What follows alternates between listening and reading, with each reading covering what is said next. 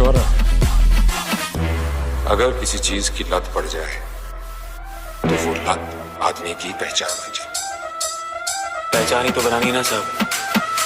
चाहे वो रास्ता गलत ही क्यों। रास्ते की परवाह करूंगा तो मंजिल बुरा मान जाएगी।